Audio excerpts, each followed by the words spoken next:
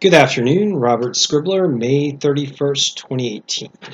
What I'm going to discuss with you today is a number of factors related to the 2018 hurricane season.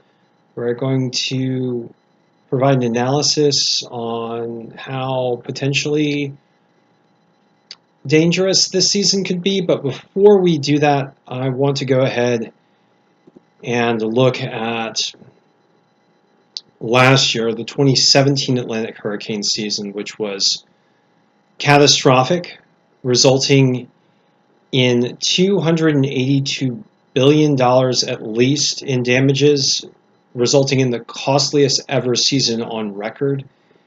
Primarily, the damage was due to three major hurricanes: Hurricane Harvey, Hurricane Irma, and Hurricane Maria.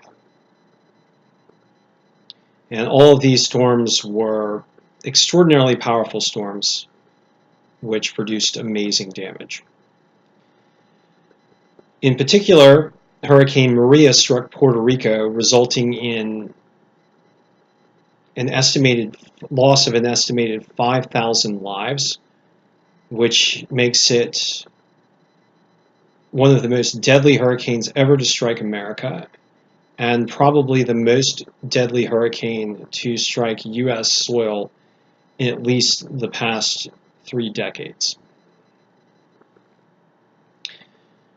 Now, the reason why the Atlantic hurricane season during 2017 was so deadly had to do in part with very warm sea surface temperatures in the Caribbean and the Gulf of Mexico and throughout the central tropical Atlantic from Cape Verde Islands to the Windward and Leeward Islands. And this resulted in a lot of fuel for potential storms. And in addition, El Nino, La Nina related conditions in the Pacific contributed to storm formation. There was a INSO-neutral pattern during the summer. However, La Nina related patterns are thought to have suppressed wind shear, which aided in storm development. Overall, human-caused climate change appears to be resulting in more powerful storms forming, and this is indicated in part by a record of the most severe cyclones in the satellite record since 1979, and of those, 5 out of 7 of the most severe storms have all formed in the present decade. And according to a recent report by Dr. Stefan Ramsdorf, Kerry Emanuel, Michael Mann, and Jim Cozen over at Real Climate, the frequency of the most severe storms has doubled in the case of Category 3 storms and tripled in the case of Category 5 storms. Now, climate change increases the potential for tropical cyclones due to increases the potential for increasingly severe tropical cyclones due to a number of reasons.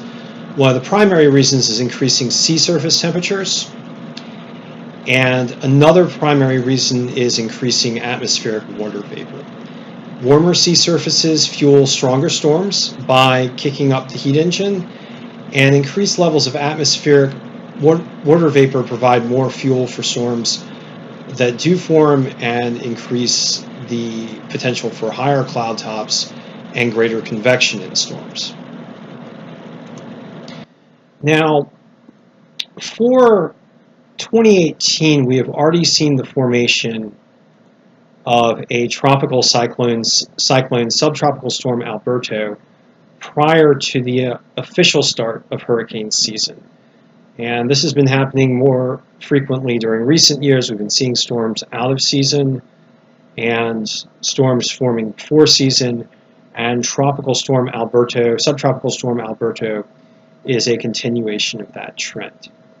Now, looking at NOAA's Climate Prediction Center, NOAA expects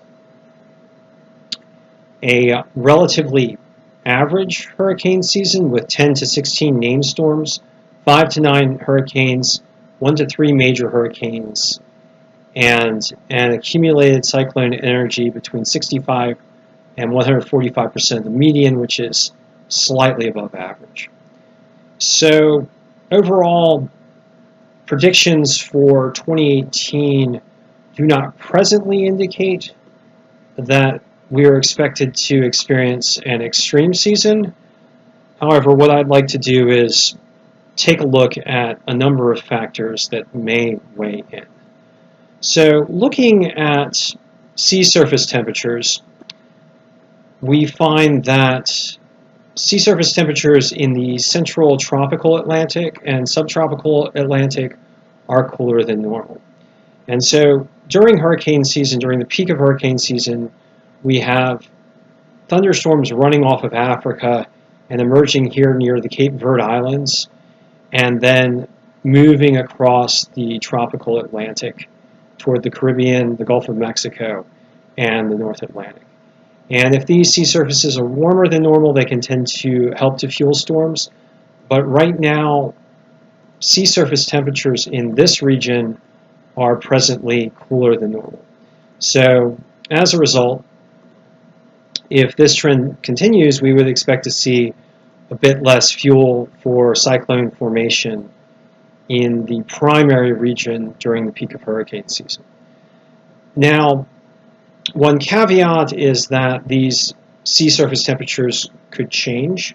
They could warm up throughout summer, but the present trend is for cooler sea surfaces in this region, and that may be a boon. So we'll have to look at that. Now, one other factor to look at is that the equatorial Pacific is now transitioning away from La Nina.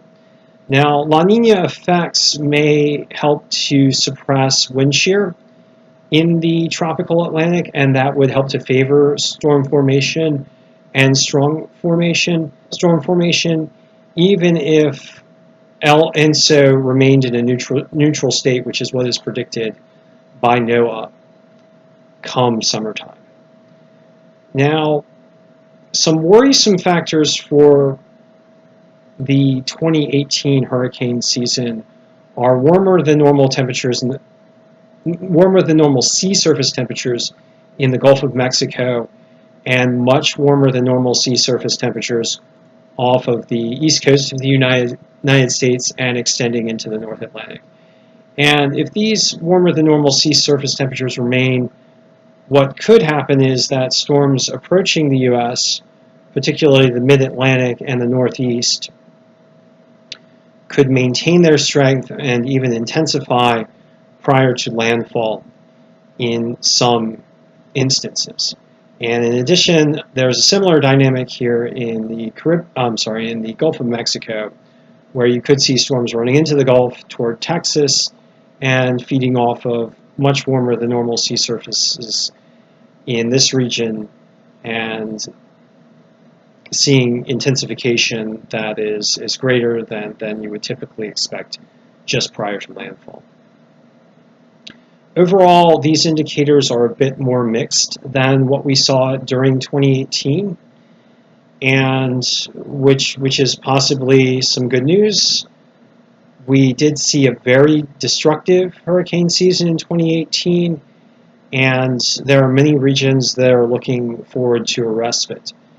Now, climate change related factors such as increased water vapor are still in effect, and we see quite a lot of water vapor over the eastern U.S. and over these tropical regions.